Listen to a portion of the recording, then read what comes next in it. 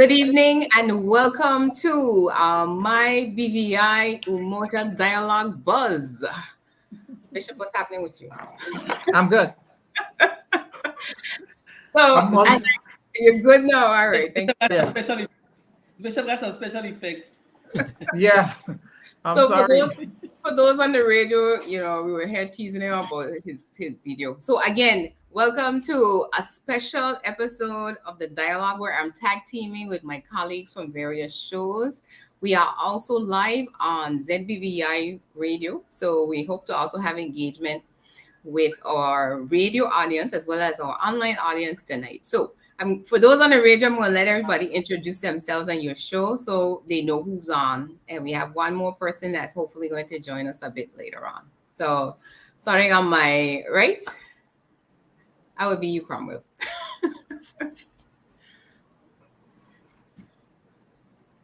Cromwell? Oh, me? Okay. Of course, I'm a Juenka from Umoja. Yes, you hearing me? Yes, we got you now. I'm speaking. Yes. I'm speaking. Go ahead. Shayna. Yes, there's a delay. Yes. There's a delay, but we can hear you. From Umoja. And Juenka from Umoja on the grades there, 78. Okay, I don't know why that is. That's okay. All right, go ahead, Bishop. Well, everyone knows me. The name of my show is My BVI with my co-host Angel Cameron. I don't know if she's going to be joining us tonight, but we hope so. But yeah, we are here with Shayna on the Vigilante Dialogue tonight. All right. And a good friend all the way from Atlanta. Hello, I'm Gary Reimer. Currently, as Shayna says, currently live in Atlanta, BVI Diaspora. Have a podcast called BVI Buzz. I'm from BVI Buzz podcast. All right, guys. And yes, I think Angel's going to join us. She's working through some logistics, so she'll be up soon. So while our viewers log in and come on air, we're going to get started with our conversation. So essentially, tonight's topic for our audience is that we wanted to start a conversation that all of us actually have been having individually, whether on our shows or in person, about the future of our country, where we are, where we need to be going to, and more importantly, how we get there. So we want to touch on, a lot of the current affairs, the Commission of Inquiry. The governor confirmed that he received the commissioner's report this week. So that's now on island, as we would say. And, persons are waiting with bated breath for the publication of it, which is probably still a couple weeks out in my estimation. We also had a self-governance assessment conversation that kicked up a few weeks ago, where the consultant was on island to present to our political leaders and also did a few public or media appearances. So that's also out there as part of the public dialogue that's happening. And, we want to touch on how these things, again, tell us what is it telling us about where we're going forward. So we're going to jump right into it, guys, and start off with me just refreshing us about, first off, what the COI was. So I went on the website just to make sure I get the language correct. And COI, if there is anybody that has not heard about it yet, was an independent investigation that was called for a commission basically by our former governor, Governor Augustus Jasper. And he left that to be done or continued with the next governor. And the purpose of it, based on the term of reference, was to establish evidence of corruption, abuse of office, or other serious dishonesty that has taken place in public office in recent years, and if so, what conditions allow this to happen. This will ensure the BVI's governance is working in a fair and transparent manner for all the people of the BVI. The commissioner will report his findings and recommendations. Commission of Inquiry is not a court. Therefore, it will not make findings of criminality. So that's, I think, also an important part of it, because as persons may have been viewing the public hearings that were taking place, it may have appeared or looked as if it was a trial, but that was not the intents and purposes of that. So Bishop, what were your thoughts about this overall commission of inquiry? Was it necessary? Did you watch any of it? I know you were keeping up with some of it. Yeah, of course I watched it. What I would say for people who have touted the whole idea of self-determination um, slash independence, whatever that is, or more autonomy in our governance structure. UK call it a modern partnership. I believe after listening to the COI, whether you was in favor of it at the outset, after listening to it and seeing some of the stuff that came out of it, I believe that there are benefits to the territory going forward on our road to self-determination, simply because I believe that some of our governance structures were weak. Some of them were not adhered to. We had the structure, but persons seemed to have just ignoring them, so there was no accountability. And with some things, with other contracts and stuff, there were no transparency. So I believe that the thing that we can gain much from the COI, we don't know how to police ourselves well. And I think this will provide for us a governance structure or strengthen our governance structure to help us that when we do reach that place of self-determination, we hopefully would have implemented some of the recommendations to strengthen our governance structure so that we have more transparency, more accountability, and governance overall, what we look for as good governance. So that's my feeling about it now. Okay. All right. I just lost Cromwell. So Gary, go right ahead. What's your thoughts out there in the diaspora, looking in, seeing what's happening? Yeah, so I basically watched a lot of it, read a lot of it, kind of piggyback of what Bishop said. My thoughts on it was before the COI, I did agree that we did not have a lot of good governance in place. Whether that's by choice or whether that's by us just not taking it very seriously in place, I think that's one of the issues that we had in place. And I think for us, we look back and I said to myself, could we have avoided this? Meaning, if we had already had good governance in place, that we were following frameworks in place, would this be something that we wouldn't have even gone down the road of? Now we're looking backwards now and saying, okay, well, we don't have good governance now, so let's look at the COI as a framework, which should have been the other way around. I see us a lot of times doing things reactive instead of proactive. We always acting proactive. And a lot of times, to me, when you do proactive, you're doing it either it's going to cost you more, and whatever that is, instead of you being more reactive. So I think a lot of the things that came out of it, the citizens became aware of things that are already in place. So we have things that were in place that we weren't following.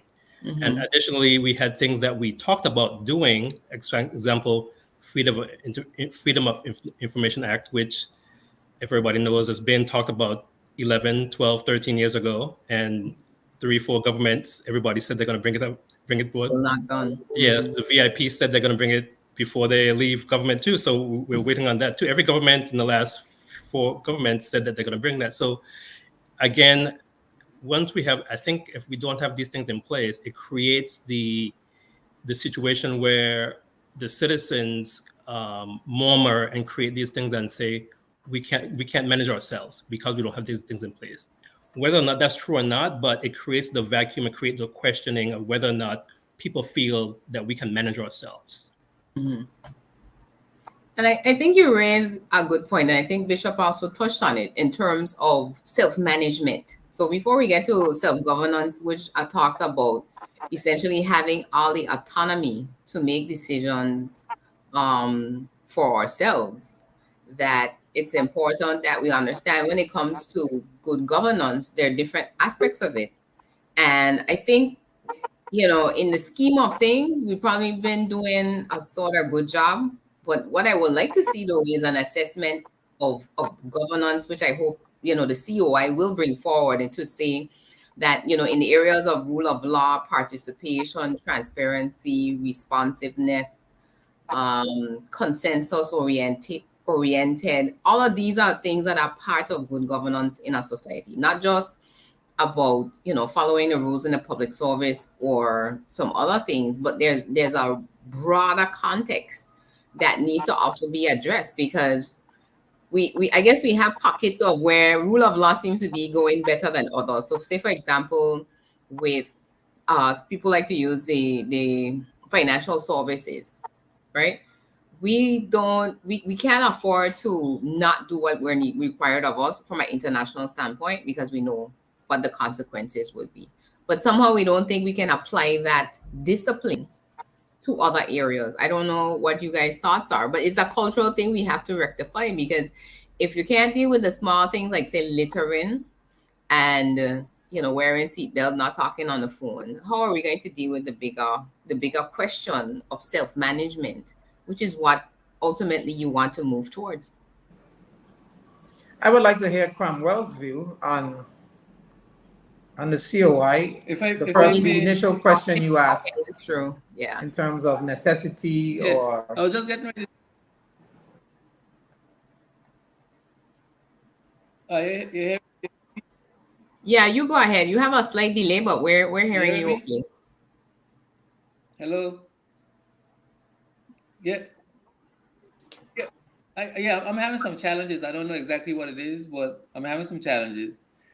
But I agree with the assessment made by the bishop and that's Brother Reimer, right? Mm-hmm. Yeah, Yes. yeah. And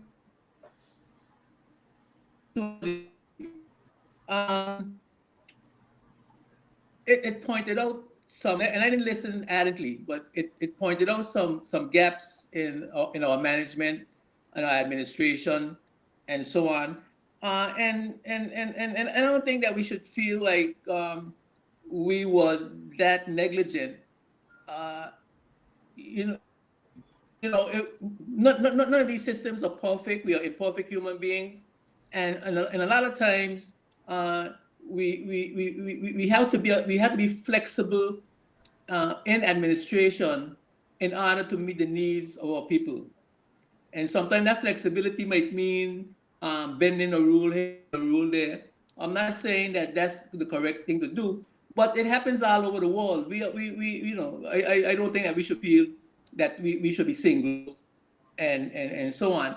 And if there was corruption or is corruption in our government, the corruption would have to involve quite a bit of persons in the administration, not even politicians, but in the administration, permanent secretaries, assistant secretaries, accounting officers, financial officers. The corruption would have to go through a lot of people, because it's a long process to get things done in government. Mm-hmm. And I think it needs to be pointed out that the governor is in charge of the civil service. And so the governor has a responsibility to identify the gaps and to assist the civil servants with having the highest level of administration. So for Mm-hmm. the governor to make it seem as to absolve himself, so to speak, from whatever shortfalls we have in administration, and make it look like it's a politician's fault, or even is some of the civil service fault, I think it's unfair.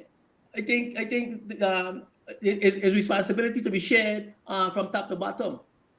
So I thought that a lot of the challenges that we had with administration, which the COI pointed out, could have been corrected in during the process of the malfeasance, of the lack of proper management, and that the governor's office and the deputy governor's office should be looking to identify those challenges and correct them before they get totally out of hand.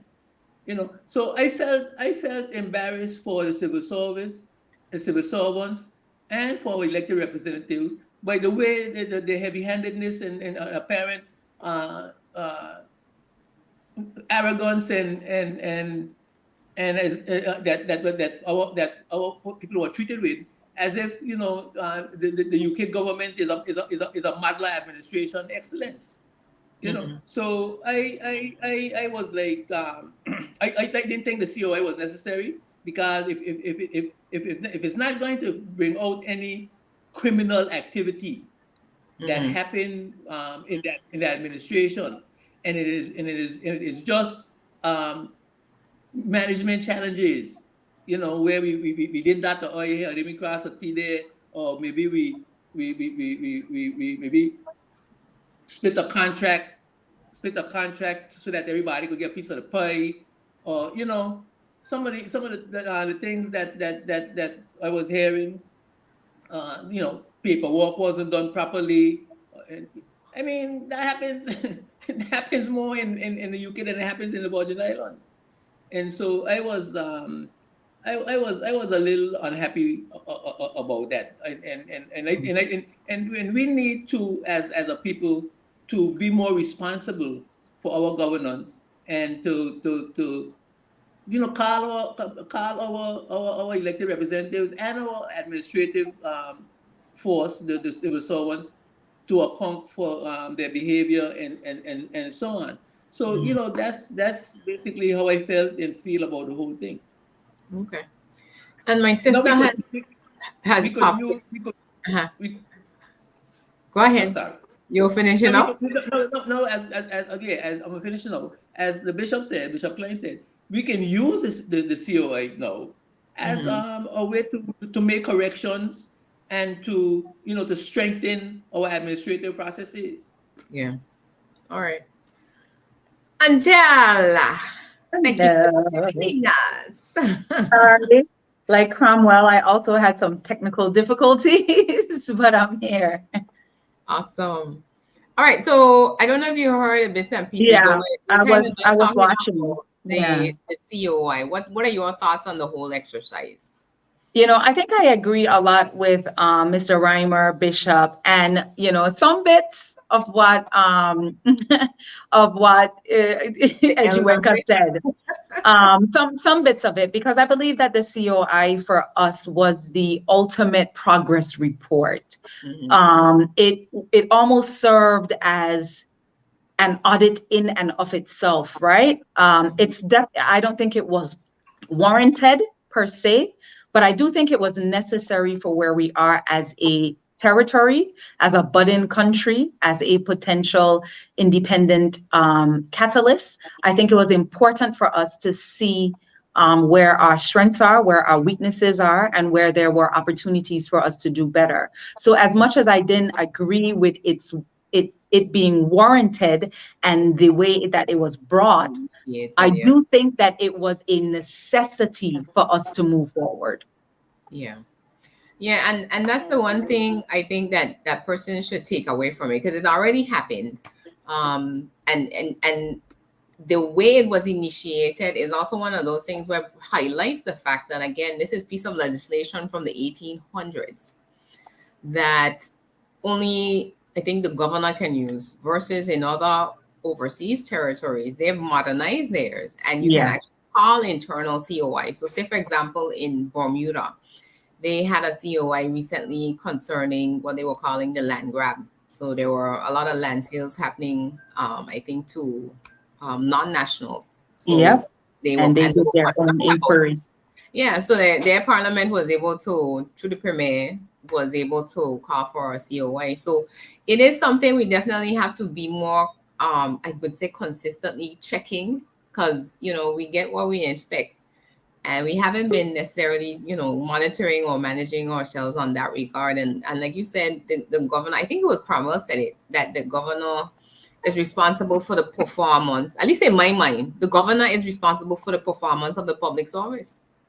So when it comes to standard operating procedures and things that should be in place not being in place, I guess, there's going to be a lot of finger pointing in terms of saying, well, no, it should be the ministers versus, the offices. So we need to definitely get clarity around what that is supposed to be.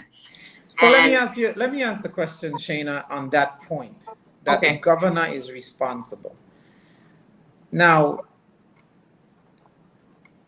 I understand that the governors had plenty of opportunities to look at the civil servant structure, their performance review, or what have you, and then make recommendation within the process of the political system, and as in their role as a governance territory. But how do you, after seeing Romney Valak, I think it was, writing to the ministers repeatedly, reminding them of their responsibility to submit certain documents and papers to declare their interests or what have you. And it wasn't one minister, it was several ministers, it wasn't one administration, it was several administrations, and over again reminding them, and they ignoring her. How can the governor be responsible for that? And if he is responsible, what should he do as a result of that? Well, I think you raised an excellent question, and Angel has the answer. I don't know if I have the answer, but I want to take a first grab at this and say, to be honest, we have put in place someone who oversees the public service, and that is actually our deputy governor. So the governor's role by definition is to really administer the terms and conditions of public officers, but it is the deputy governor's role to manage the public service. So if we're looking at it from there is an overseer to the public service, even though the departments were not abiding by the requirements or requests made of them, it was his job to have identified that early and to have implemented change. He could have had a heavy hand at that. Because the persons who are in violation are the elected officials, not the civil servants. So the other thing there, Bishop, then is the question of what are the consequences? Because it sounded to me that the law around the register of interest was just kind of like, you need to do this, and there's no consequences to it. Because again, if there were, it was either now for her to escalate to the governor or whomever she reports to say, we have persons that are not abiding by whatever the rules are. So my question there. I haven't read it, but I'm saying, I was saying to myself, I said something seems to be missing, because it's not 1 year, 2 years, it was several years that people were not filing their declarations. Why did Keith Flax lose his seat? Was forced to vacate his office at some point? Because he entered into a contract with the government. A direct contract. It was a direct violation. So that was a different set of rules. So the rules now where we see where, let's say, for example, with Honorable Smith, where they had the House of Assembly has to exempt him. Because the rule is, if you enter into a contract directly with government with a company, one of your companies, you're supposed to vacate your seat. So what the House of Assembly has to do is give you permission to do it, if that's what you want to do. So I don't know if in Mr. Flax's case, as Speaker of the House, that he wanted to stay, or he decided, as a matter of, whatever, that he would just vacate the seat. Because the Speaker is a member of the House of Assembly, so the same rules apply to him as well, right? So that's what I'm saying.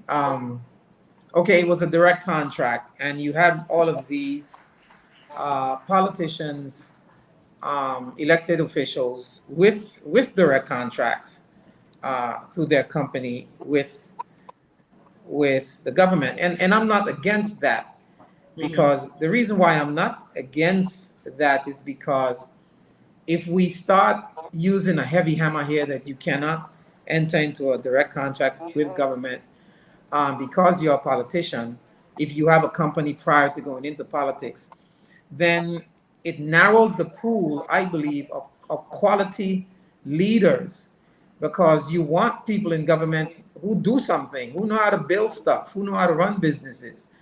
And one of the things we have suffered from over the years, and especially, if I must dare say, this administration, you find that you have a lot of green politicians and they haven't run anything. They haven't built any businesses, they haven't managed any companies. So now you put them to help to run a country, and you're going to come up with a shortfall. So it's not my argument that they should not enter into a contract. My point is, if you know that you have to declare an interest, then declare that interest. And then when you are reminded repeatedly, don't just ignore that, because it does not look good for us. It doesn't speak well of us as a country, even if we were independent. It doesn't speak well of us. So whatever we have to do, whatever, as you say, consequences needs to be attached to those things, then I believe that's a plus for us going forward to ensure transparency, accountability in our governance structure.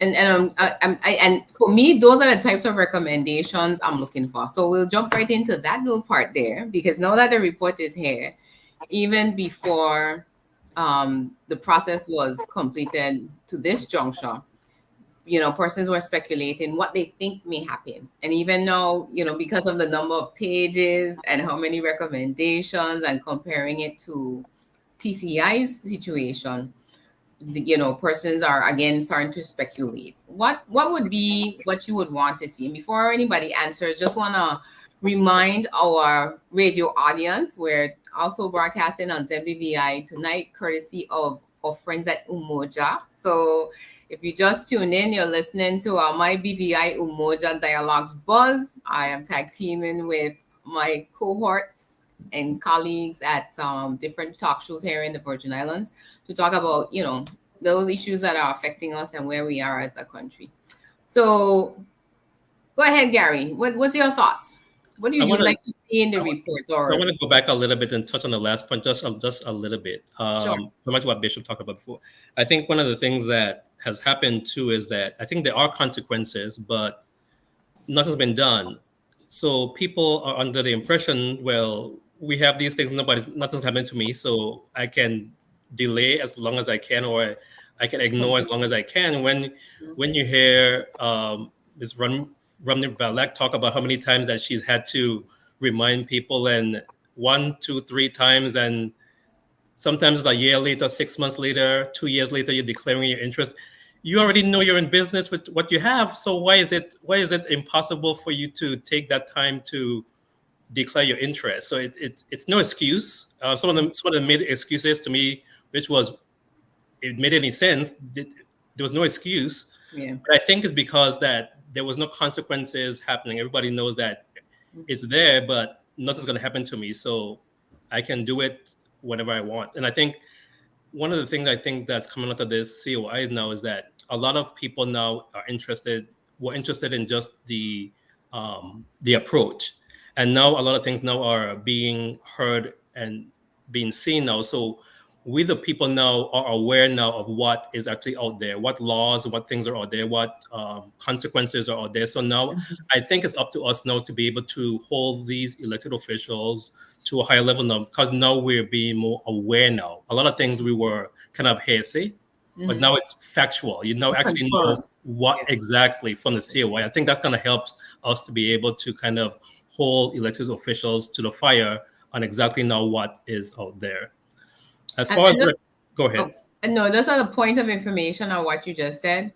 when you're running for elected office, so even before you get elected, we have to declare our interests by publishing them in the newspaper. So for me, unless you're starting a business every week, every month, it's the same set of information, maybe a little more detail, needs to go forward to the registrar. So yeah, that completely just baffled me.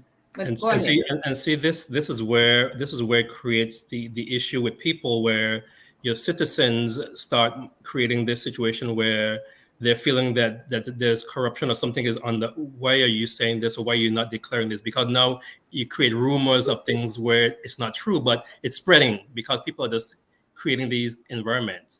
And Yeah. also kind of thought of it also again gets to a point of where why do we need people to tell us to behave? Why do we need people to tell us the right things to do? We should be doing that on our own. We shouldn't need a governor to come out to tell us how to behave either. We know how to behave.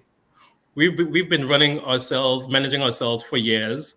So this is nothing new for ourselves. So I think we are aware of what is right, but I think sometimes bad behavior kind of creeps in and it kind of festers, and then it mounts and mounts and kind of creates other things out there. Okay. So what's your thoughts in terms of the outcome? What do you think should happen? Should we suspend the Constitution, or we just adopt the recommendations? What do you Well, think? it depends on recommendation. I'm not one for suspending the Constitution. I think you create a slippery slope on when you go along that line. I think as far as suspending the Constitution, then that means that somebody else now is in charge. We're now giving power over to somebody else or some entity to run us the way that they feel like, and that in itself creates a whole other set of situations where I don't think we're there yet. Again, we don't know what's in the COI unless there is a whole 200 pages of corruption in there. That's a whole different story, but we don't know what is there yet. But Yeah. suspending You don't see anything that would say suspending Constitution. Well, what you saw. From what I saw, no, not from what I saw. Again, if there were things there that came out that I didn't see that's different, but not from what I saw. I think what should come out of this, we talked about before, is things that help us to go down the road of good governance, things that help us to be able to create that framework where we'll be able to self-manage ourselves. So those recommendations, and I had followed the TCI's, their COI, regardless of all the things that you saw with corruption and other things, there were 50 recommendations made in their COI. And to be honest, a lot of those recommendations were good recommendations. It wasn't talking about corruption or anything like that. It was talking about framework, about good governance and managing yourself. And I think a lot of those things we could have used. So I'm looking forward to recommendations I think that are beneficial for ourselves moving forward, for us to be able to manage ourselves. Yeah, that's key. Anja, what's your thoughts? I sit with Gary there slightly because I don't believe we had any systematic legislative issues. And I believe that is what TCI got that partial suspension of their constitution on. What I do believe we have is governmental weaknesses. We definitely have some weaknesses in that area. And I think it would be left up to the author to determine whether they believe that those weaknesses would require a partial or a full suspension of our constitution. I'm with Gary on that. I don't believe that we heard anything or we saw anything that would warrant it. But it could be that based on the history that has already gone before us, based on precedents with the other COIs, that they may determine that it is enough to do a partial suspension like they did in Turks and Caicos. I would be interested to see what the recommendations look like. I do believe that they are very detailed, and I believe that it's going to be one of those fine-tooth things where they're going to specify every nail that should be used, every hook that should be pulled, every cranny that should be cleaned. I believe that's the way that they have dealt with us, especially considering the number of pages and the amount of recommendations. I don't think we heard anything that would warrant that. So I think that's what is going to happen, but I don't believe a suspension, whether partial or fully, should be given. If it is, it's definitely something we need to look at, because direct rule is not where we want to head. That's heading backwards, because again, when they partially suspended TCI's constitution, they changed it when they restored it. So we can't afford to lose any The progression. suggestions became permanent. Yeah. Yeah. So Bishop, I'm going to let the elder go first before I lose him again. Cromwell. Yeah, I've been having a lot of difficulty, and I have missed quite a bit. I've missed quite a bit of the conversation. As far back as the whole register of public interest. The interest. And well, what we all know is the outcome of the if I may briefly say. Okay. All right. So you go ahead. You go ahead and jump in. Yeah. You hear it? You hearing me? Mm-hmm. Are you hearing me? Yes. Okay. Okay.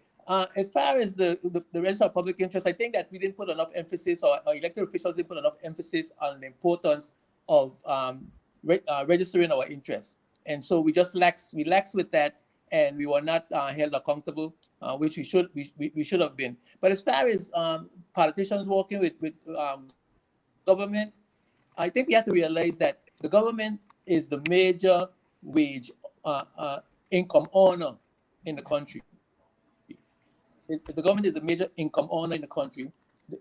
You could say the biggest company in the country, and therefore it has to distribute more money than a regular business, based on how our economy is set up.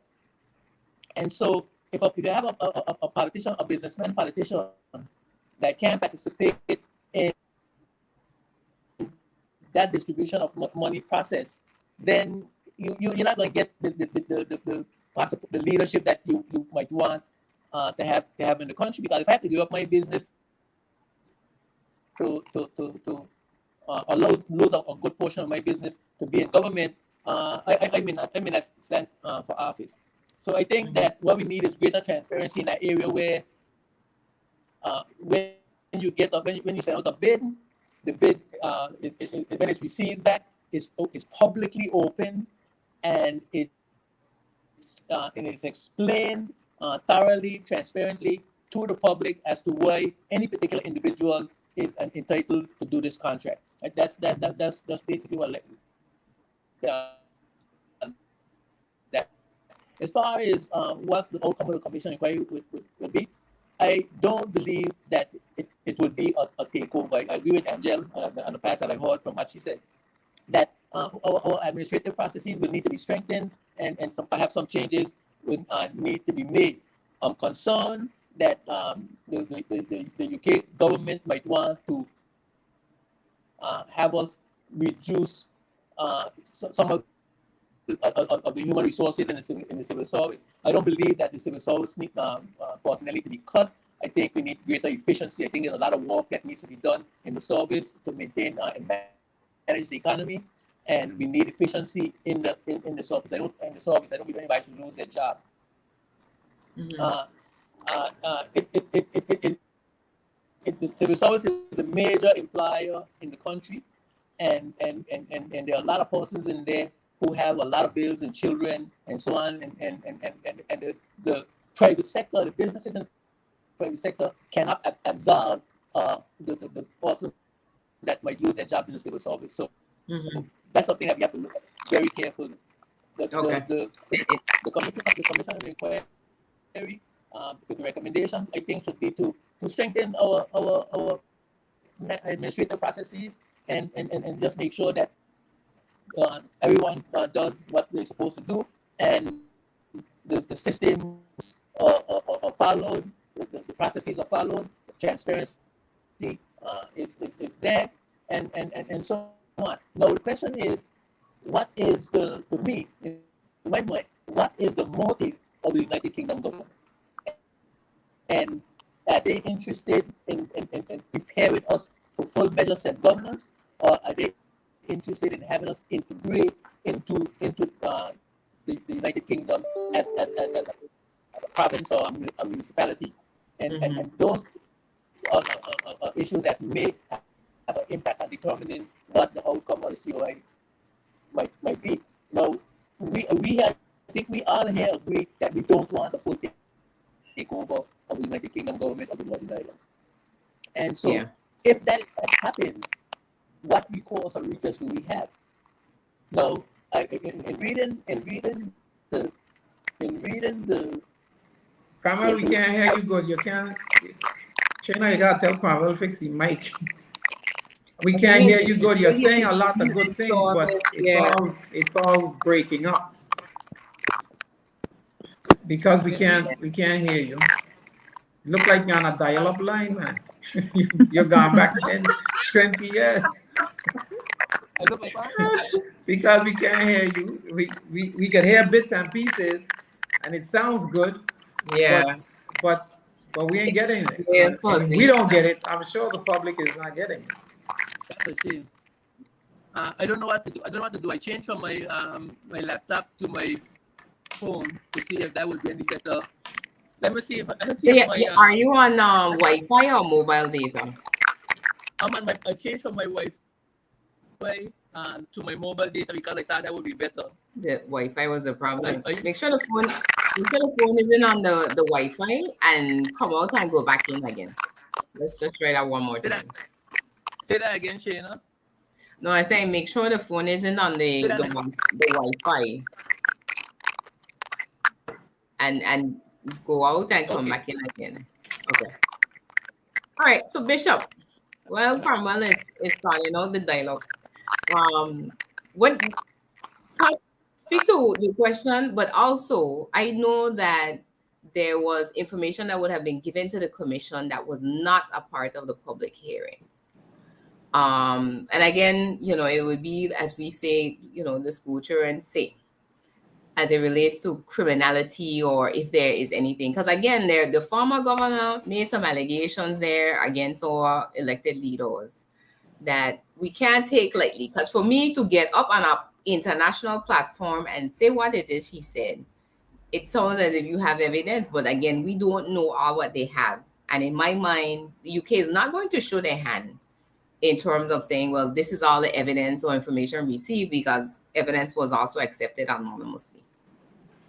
What's your thoughts on all of it? Well, something provoked the governor to come to this point, to bring us to this point. Whatever it is he received and communicated with it to the UK, that they accepted and felt it somehow necessary and valuable to spend probably a couple $1 million. I don't know how much it would have cost them to have these lawyers spend this time. I don't think people just jump up and do stuff like that lightly. So whatever it was that brought us to this point, hopefully, when the recommendations are made, it would have been for us. How much money did we spend? $3 million or something? We don't know. it would have been for us $3 million well spent, and it hopefully for the UK, it would have been for them $2 million less well spent. At the end of the day, I think what all of us want is a better BVI. We want better governance structure. We want more transparency. We want more accountability. We want more productivity and efficiency out of our workers. We want productivity out of those we employ to deliver services to the BVI. So as Gary said, it shouldn't take people to tell us how to behave ourselves. And I think if leadership can cast such a vision to when they get into power, that listen, it is us for to become the most efficient, the most effective, the most productive, the most accountable government in the history of the Virgin Islands. If every government who you elect go in there with that mindset, then we won't be here.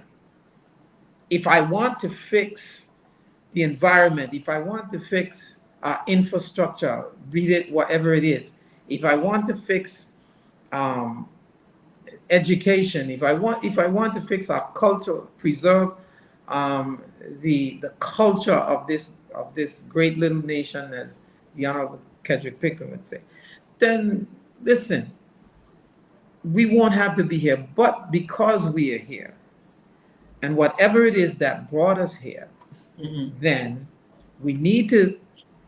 We can't go back and change on it. We need to take what's coming out of this thing.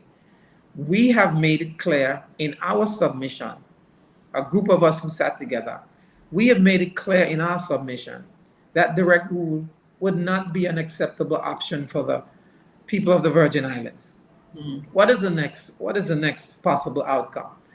The next possible outcome is the dissolution of the House of Assembly. They dissolve the House of Assembly and force the country into an election. If you do that, then obviously you have to have some type of management committee to bridge between the House being dissolved and the next election. What does that look like? What is the composition of that? Okay. Again, the government has the majority. The possibility of that happening very, very slight to convince the VIP government that this should happen. If you go from there, you have maybe the continuum of this present government, give them some fixes that they need to implement.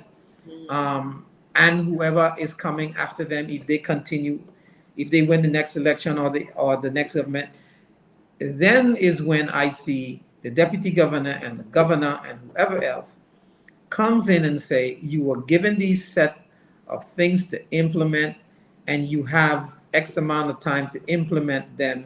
And if you don't implement them in such a time, then we reserve the right to do X, Y, Z, just so you keep their feet to the fire. Yeah. Taking over financial runnings, management of our financial sector, whether it be financial secretary or otherwise, we don't want that either. We have managed our finances for the last 70 years, and we've done a hell of a job. Mainly, I mean, the days when the BVI had money and 100 million in surplus and all of that, we could have done more. But be that as it may, I think that we still have the capacity and the capability within our people to have proper financial management and accountability there. So what I see coming, I think that they would make their recommendations, they would leave the government in power, and we go to the next election and let the people of the Virgin Islands decide whether or not there is merit enough to send them home or bring them back. Yeah. Because we are the ones who hired them, and if we hire them and we're not pleased with them, then fire them. Yeah. It's that simple. But in the process, fix what you need to fix. Yeah. So here is my concern when we look at this in the bigger scheme of things in terms of passing. So if we go off of the UK's track record, when back in 2012 we were told we needed to sign the Public registers. no, not that, the financial thing, Angel. Oh, okay, yeah. The protocols for financial Financial management, right? management. Can you Imagine now, 10 years later, we're still here talking about financial management. So it's something where we had to go through, we were forced to sign off on these things, given all of these parameters in terms of this is what you should manage too. But there was never any requirement around how do you improve now, whether it was procurement, internally project management, all of these different things that were in the protocol, that they become part of the system. So a big disappointment for me was, again, when we came to 2017 and were being told that we have to have a RDA, the Recovery and Development Agency, because we don't know how to plan and manage projects. Now, having come out of the Ministry of Finance and ran the Project Support Services Unit, I took a little offense to it. Because again, as all of y'all have said, we have the capacity, the technical capacity to do whatever is necessary to manage and run this country well. But it is something where the UK has not looked out for, or I would say best interests in most cases. And with that, we're going to pivot now to this self-governance assessment that I shared with you guys in terms of the diagnostic as it was, to say, well, it's for those who were asking about it because they thought the consultant came out and was in the community doing an assessment. This was strictly a technical assessment as it were. So there were 11 measures that was used to figure out, how much self-governance does the Virgin Islands have as a country? And is the UK doing what is required of it from the United Nations? So I don't know if you got a chance to look at it. Anybody want to chime in? I know Carmel has started to talk about it earlier in terms of it, the assessment that came forward. I mean, I think the assessment was quite detailed. I like the fact that they gave you some comparison between what it could look like, how much the UK is currently doing, and where your country stands as it relates to how the assessment was being done. It does slightly concern me, though, because if you were to put check boxes against all 11 of those, how many are we really able to check at this current point, pending a COI report? And I don't think that we're in a terrible position to be able to check quite a number of those boxes. We will get we actually got a C. No, we actually got a C. I think we'd pass with what is it? Is it 65? Like the last mark? 44. It was 4 points. The most you could get was 4, right? Because it was 4 options, and it's 11, so it was out of 44. So when I did the calculation, we got 26 out of 44, Bishop. We barely passed. That's a barely pass. 26 out of 44 if you were to do a scoring on it. Okay, so we barely. We scraped.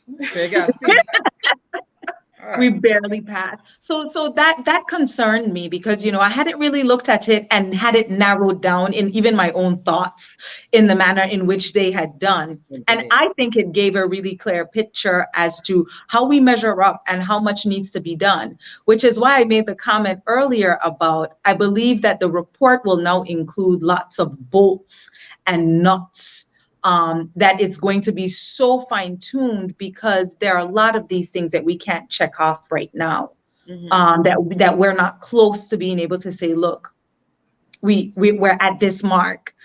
We aren't quite at a passing mark, and that concerns me. But I do, I would have loved for this to be more of a demographic type summary. Like I wish they had done a in-country demographic summary, as in meet with the people, speak with the people, because our grade would be a lot better. And that's a helpful barometer to include in this. This was a very technical review. It was a very technical review, but I thought it was well laid out, well explained, easy to follow. But it does give you, not the most helpful or expected end. One of the things for me, Bishop, because again, people get excited when we start talking about self-determination, and really, again, for those that might be a little confused, we have self-sustainability. We take care of our own affairs internally for the most part.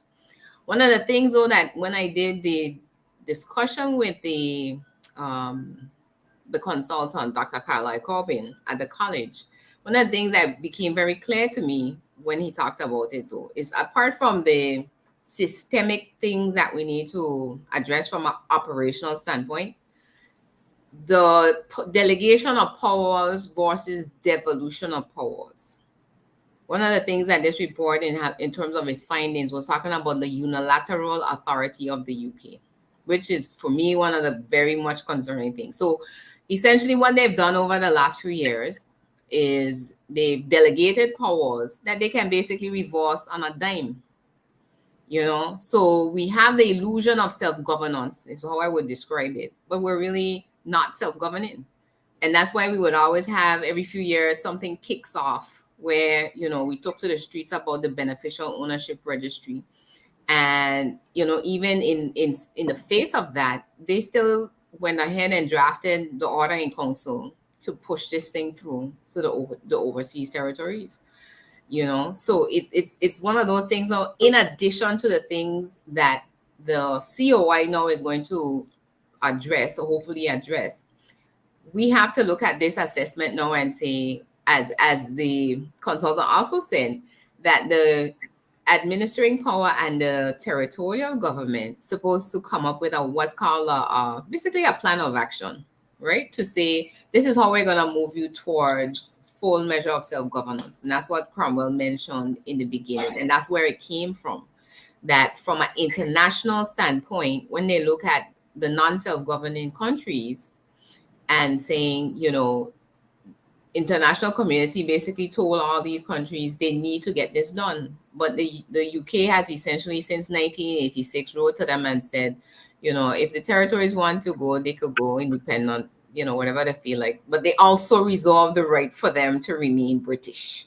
Mm-hmm. So they're justifying or try to legitimize, I would say, as the report said, why they haven't been pushing self-governance on the ground, neither through an education process or any of the above. Cromwell, you're back? Yeah, I hope so. You're looking sound better. Yeah, definitely. Are you hearing me? Yes. You're good. It's too good. That's great.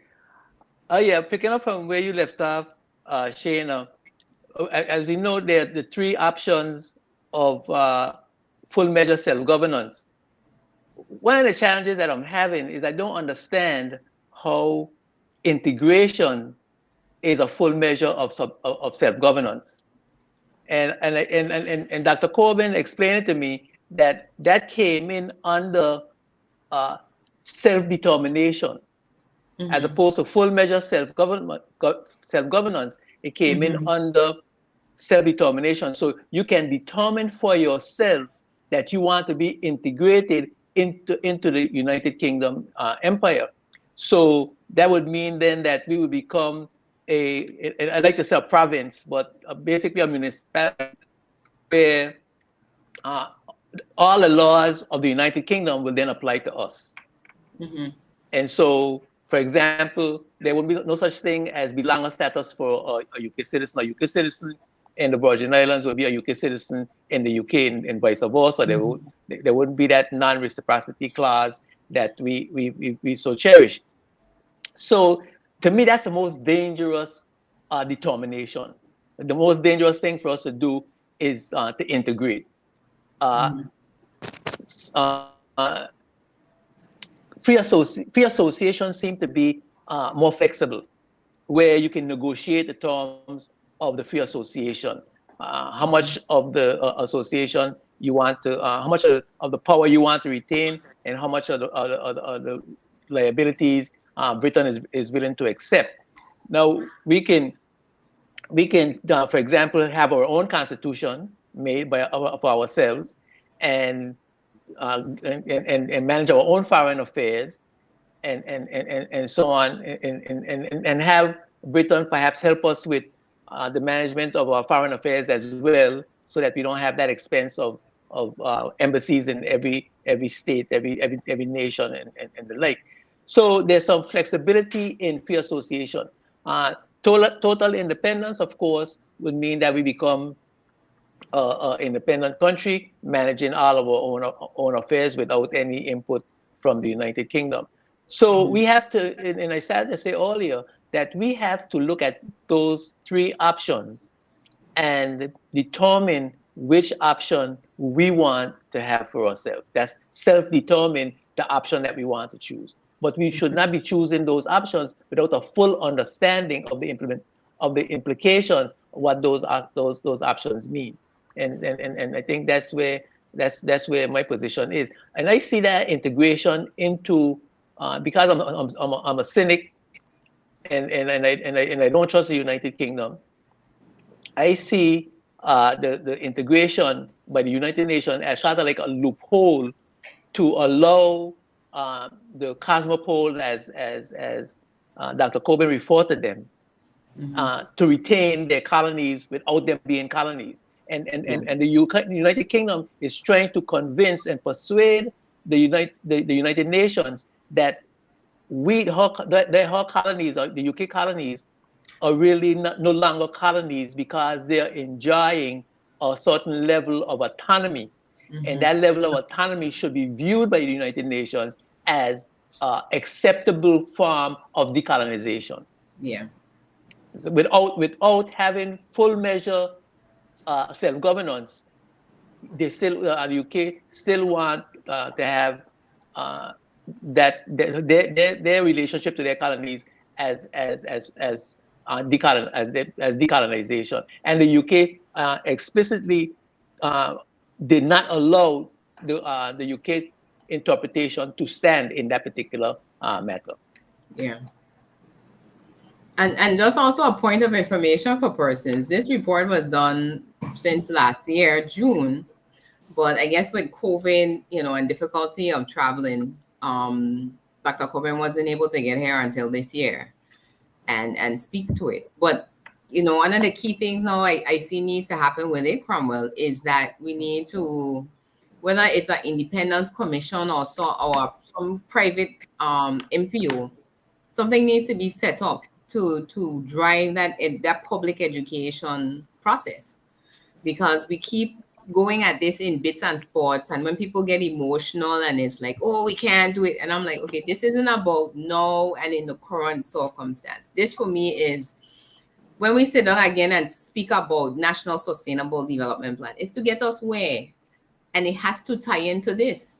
We can't determine what we want to be in terms of our political status separate to the constitutional review or a sustainable development plan. Gary, what are your thoughts around that? So I can't speak on the report per se because I wasn't able to look at it in detail. I will speak on a couple of things that was mentioned before. I think one of the things that we talked about before, that you talked about is education, because I think when people hear self-determination, the first thing they think about is independence. Thinking that that's the only road that you can go down, not knowing that we have many different roads, and also that once you're talking about it, doesn't mean that it's going to happen tomorrow or next year, but at least you create a pathway to get there. Don't be fearful of not even talking about it, and I think that's one of the issues that people are afraid of, thinking that, oh, if you do this thing, you have to go down the independence roadway, and that's the only way for self-governance. That's one thing. The other thing Cormac talked about too, I kind of agree partly on the point about the UK and these colonies here I think with the UK now being out of the EU, it behooves them to now look at them and say, okay, now how do we now become a big force overall? Revive the empire. Right, because we're out of the EU now, we're now Britain now, so now we have to look at these colonies that we have. It was I chuckled a little bit the last couple of weeks. That was the big controversies that Prince William and his wife came to the Caribbean, and these countries that they went to are not dependent territories. These are countries that independent. Okay, so I didn't understand it. I didn't understand it either. well, the queen remains a titular head. So that is why Barbados, for example, became a republic to remove the queen as that overarching head. As it might sound like a figurehead, but it has some significance. So go ahead, Brother Reimer. Yeah, so I kind of chuckled. I think that part of it was because too, and they went to these big countries too as well to as you say influence, and kind of going back to what Cromwell said to kind of say, oh, don't do what Barbados do. Y'all hold on, don't Mhm. That's because why they so they're saw breaking up the Commonwealth they as, saw as exactly they that come out one by Barbados, one. yeah, Barbados did this, and it's going to create now a wave of other countries now removing the exactly that's exactly what's going to happen, Yeah. and Yeah. and again, their influence coming down and trying to parade down and say, "Oh, do this," and those days are over. I think we are not. I mean, those days Not are over. impressed anymore. Yeah. Exactly, and those games and gimmicks and stuff. I think are what they are for what the goal is. But I think going back to what Carol talked about, I think their goal is not to educate us into self determination. In their best interest, it's not for us to become self-determined. It's for us to still be dependent on us so they can use us the way that they want to for their benefit. I don't think it's in their best interest for us to become self-determined. So Yeah. that's part one of the things too. So when we talk about them creating ways for us to become the pathway, Mature. Yeah. we shouldn't look Yeah. for that. We Yeah. should do this on our own. So those are my points on that. Yeah. I And agree and with and, you. and I just want to say, Shayna, as well, that we have this habit of saying that why does Britain want to hold on to us? We could become independent anytime we want. Britain will let us become independent anytime we want. And the bishop, who is well, I don't know if he's an expert, but is very familiar with global Britain, knows that they don't. Their whole goal is resuscitating the empire. And we have the habit of saying that we have no resources here in the Virgin Islands, that we don't have any natural resources. But of Mhm. course, our land, our trade winds, our crystal waters, And and our people. beaches, and Mm-hmm. our people, and Mm-hmm. our financial services, legislation are all our resources. That's what we sell internationally to make to get on into the territory. Yeah. But we don't. But we believe that the Virgin Islands was 60 square miles, but that's only the land area. The actual size of the British Virgin Islands is 634 square miles. That includes a 200 mile uh, exclusive economic zone. Mm-hmm.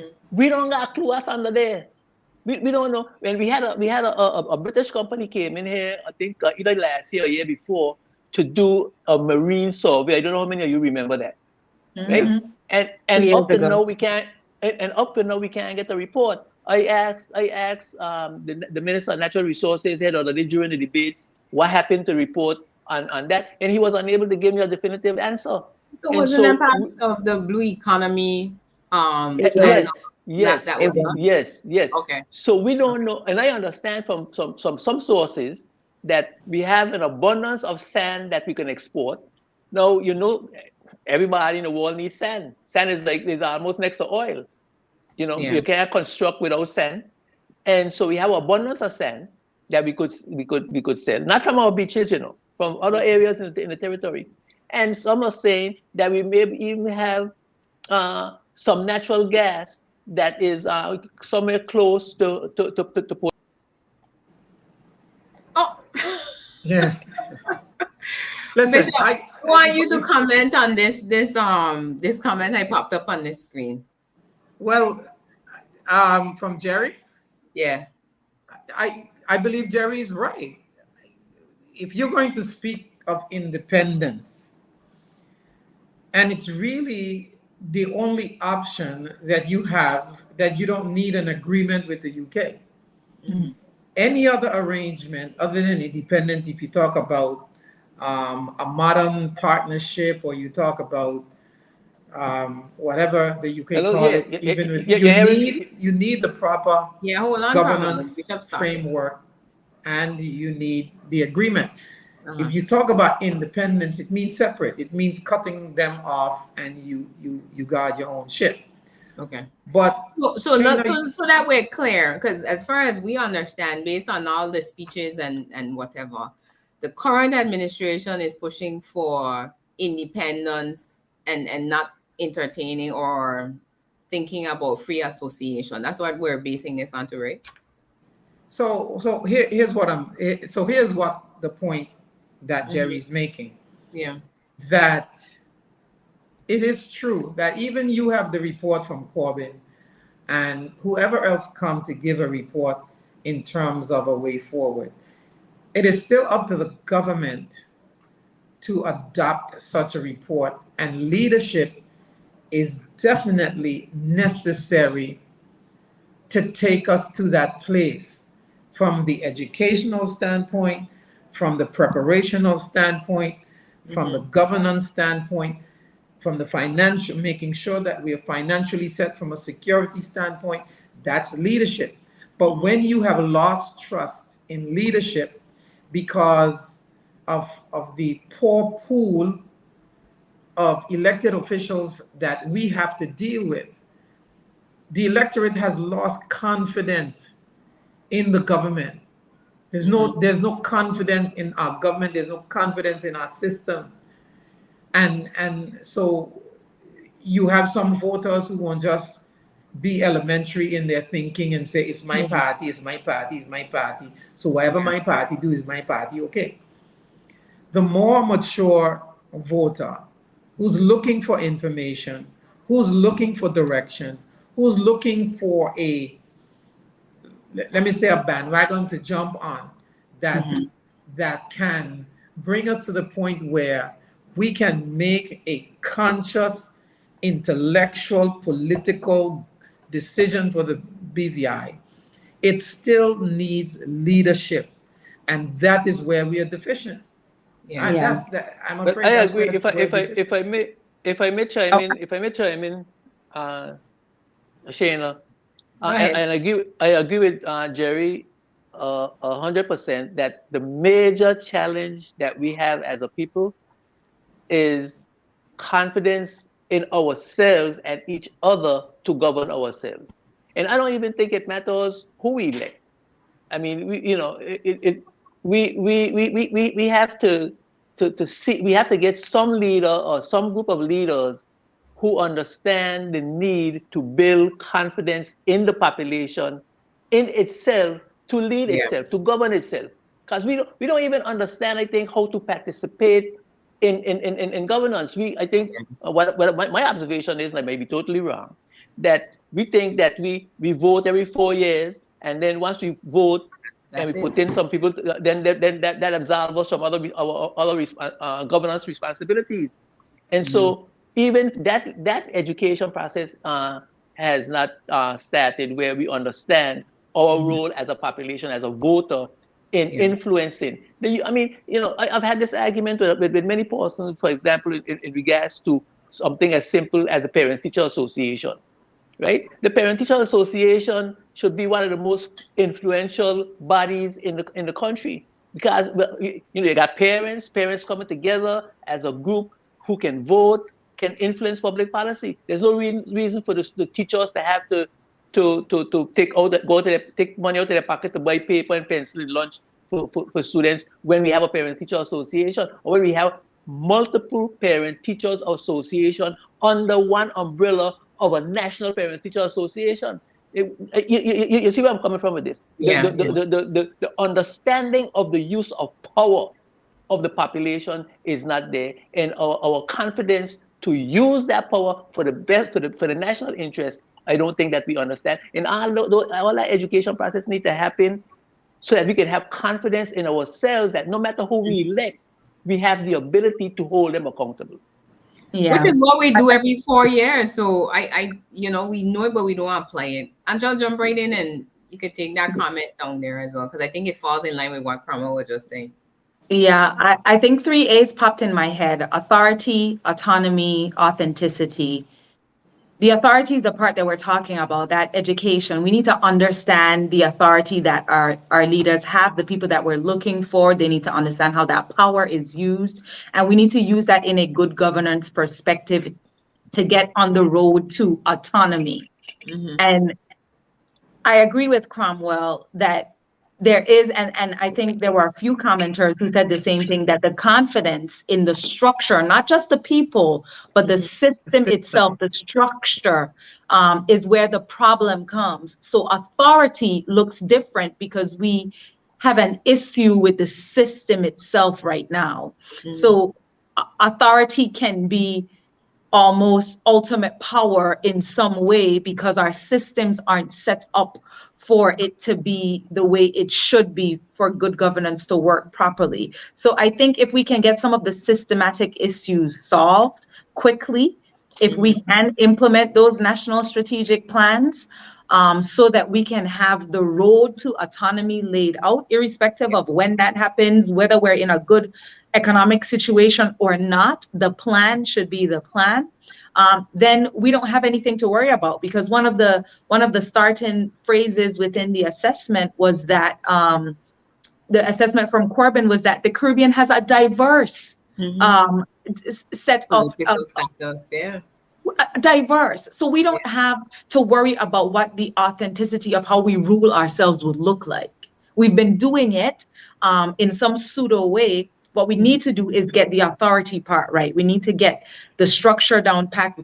We need to get all of those systems in place, and we need to understand what good governance looks like for us in our landscape, in our topography. It doesn't look the same like Cayman. It doesn't look the same like Turks. We need to understand what that looks like for BVI and how it should work for BVI. So that was the only comment I wanted to make.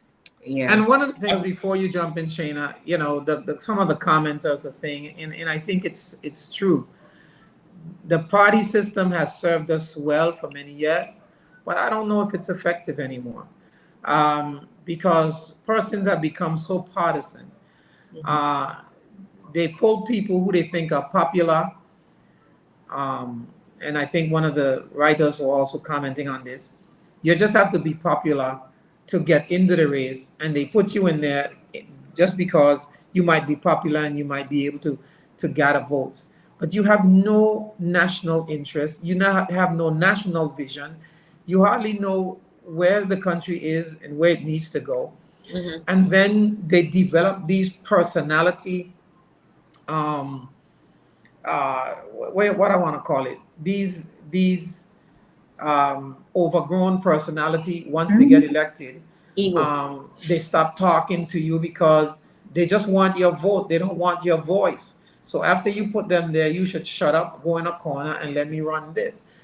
And this is the type of people we are electing, who do not understand their role as a politician is to go and serve the people for the betterment. And as I always say, to improve the quality of life and raise the standard of living for Virgin Islanders. We're not seeing that on a large scale in our political governance today. So we, the people who go to the polls, we also need to be mature, and when we go there, you know, this election, I believe, and we are going to preach this gospel until election morning, that don't put people in there who have failed you, who you think would produce and have not. Look for people who can run this country regardless of what party they belong to. That's what we need to do, and put them there and hold them accountable. I don't know how else to say, but our country can be so much better, and so much further than we are. But every year, every 4 years, $1.6 billion we spend, and this is what we get. Come on, man. So regardless of we independent or whatever you want to call it, it still boils down to us. Yeah. It's boils down to us. If I may, Shayna. Go ahead, Elder. I agree with Bishop Klein 100%, but I think it's something that I have observed that to me is a real problem, and that's our lack of knowledge of a lack of an ideological philosophy, understanding not only how government works and what government is supposed to do and how the political system is supposed to operate. And tangentially, I agree that the party system perhaps might not be a good system for us, a small country, to employ, because what I have seen what I see happening in the party system is that it turned us against each other. We divided into these various camps, and we're not particularly looking at the national interest. But that's a side issue for me right now. But what I have noticed is that the person who's running for office don't have any knowledge of economics, how we get the money in here, how that money is supposed to be distributed. What should be the Virgin Islanders entitlement? What we know, the philosophy of the economic opportunities developing in the country be preserved for the people of the Virgin Islands, so that we can grow our businesses from small businesses to medium-sized businesses to international businesses. Sociology, how are our safety nets functioning? How do we make sure that our people get the proper education, that they get the proper health care? Should we be focusing primarily on healthcare, or should we be focusing more on prevention and wellness maintenance? Those types of philosophical approaches to governance. How how do we communicate with each other and with the public, and bring the necessary information? What transparency actually looks like? How do we build confidence in ourselves? One of the challenges that I'm having right now is our education system.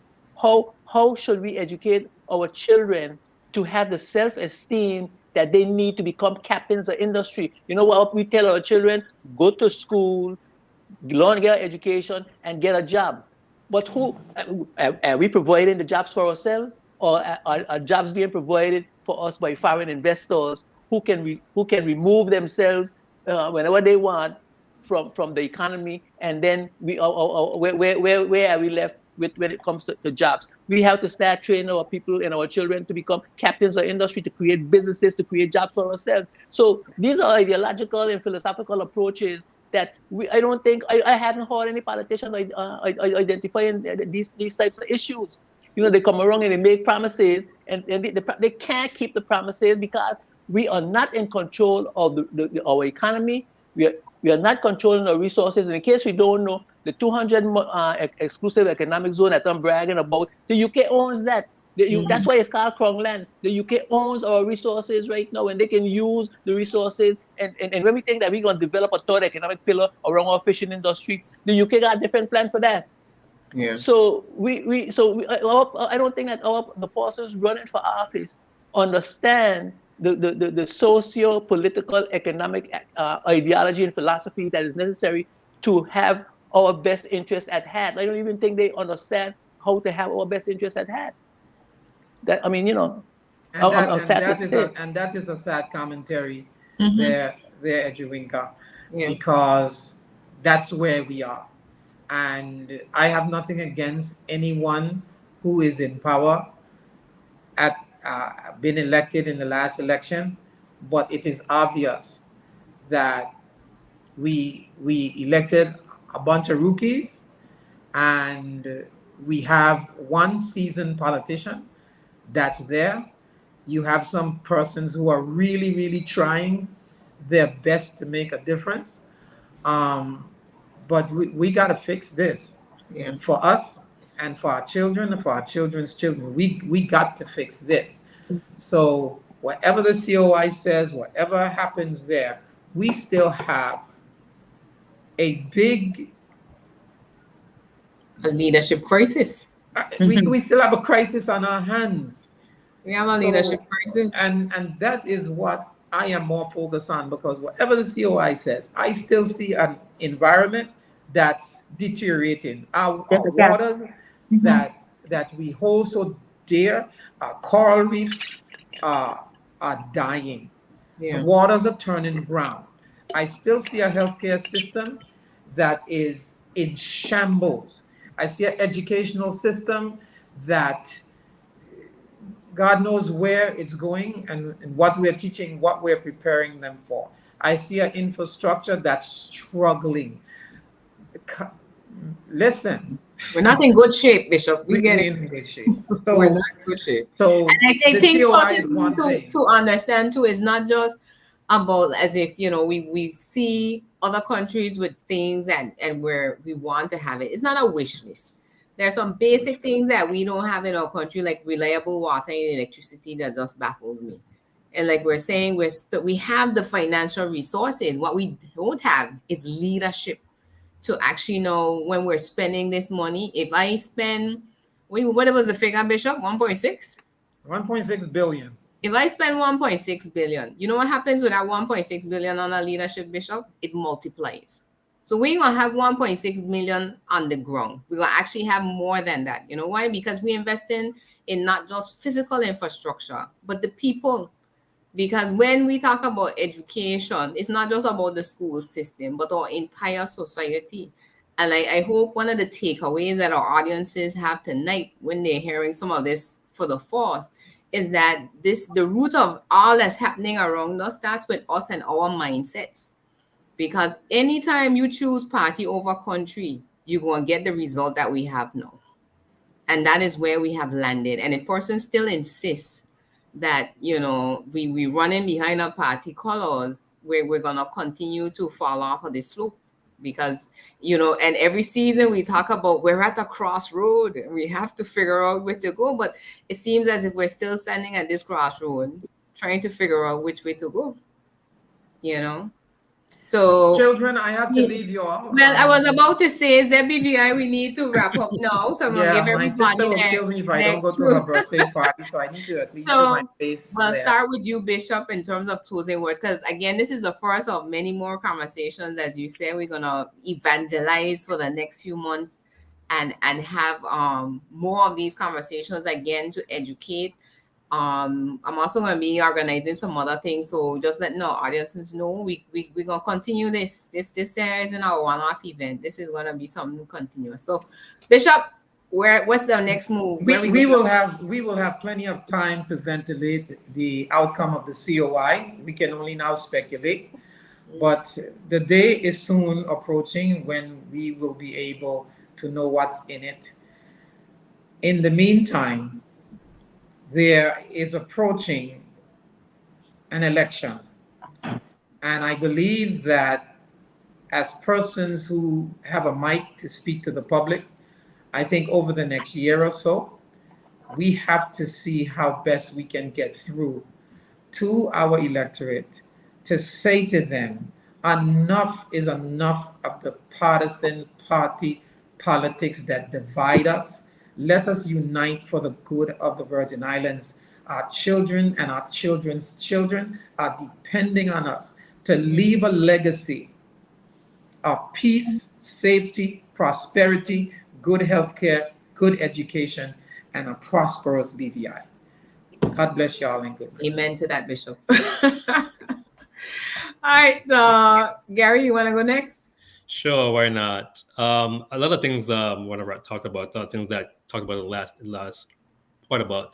I think we talked about a lot of good things here. Again, we all mentioned this tonight. I think a lot of it goes back to us having structure in place. And again, if we don't have electors who go in there and try to create these framework, they know these things are out there. What is their interest? Are they trying to look out for themselves and not the national interest? So those are things to think about.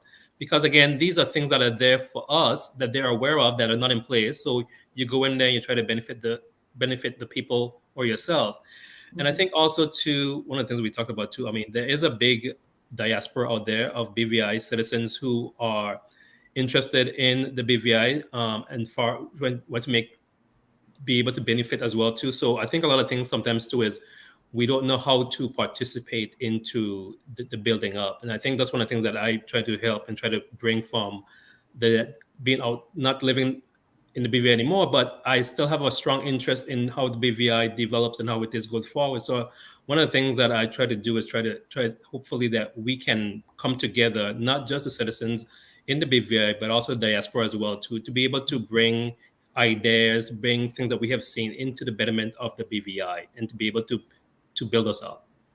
Okay, awesome. And we thank you for all that you have been doing with BVI Buzz in terms of keeping, the diaspora abreast of what's happening out there. So we'll definitely have you back.